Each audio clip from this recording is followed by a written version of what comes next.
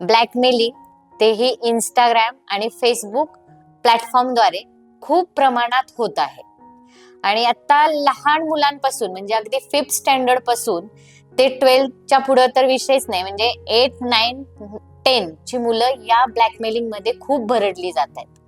कारण यांचा आयडी हा इतर मुलांकडे जातो, मुलींकडे जातो. कारण हे आपल्याला पालकांना माहितीच नसतं की मुलं कोणत्या प्लॅटफॉर्मवरून कॉन्टॅक्ट करतायत आणि त्यांची फ्रेंड रिक्वेस्ट स्वीकारली जाते आणि त्यामध्ये फोटो असतील, मेसेजेस असतील आणि त्या मेसेजेस फोटोचे त्या फोटोवरून ब्लॅकमेलिंग खूप केलं जाते आणि हे पालकांनाही माहित नसतं आणि त्या मुलींनाही कळत नाही की या फोटोचा, ह्या मेसेजेसचा गैरवापर करण्यात येईल आणि त्याच्यामुळे स्वतःचं आयुष्य बर्बाद होऊ शकतं.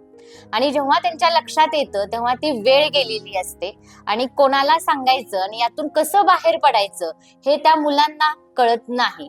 तर मला पालकांना एक रिक्वेस्ट आहे की आपल्या मुलाच्या जेव्हा हातात फोन असतो त्याच्याकडे त्यांनी इंस्टाग्राम ओपन केलंय का, फेसबुक ओपन केलंय का, त्याचा आयडी काय आहे हे त्यांना मुलांना बदलता येतो किंवा ते सतत बदलत असतात, तुम्हाला तो पासवर्ड मिळत नाही.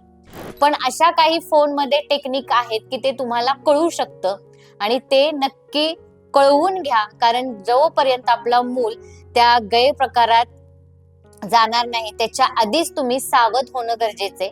कारण हे प्रमाण खूप वाढलेलं आहे ब्लॅकमेलिंगचं आणि त्यामधून मुलं लवकर बाहेर येत नाहीत आणि आयुष्य बर्बाद होत चाललेलं आहे. शेअर करा, लाईक करा आणि सेव्ह करायला विसरू नका.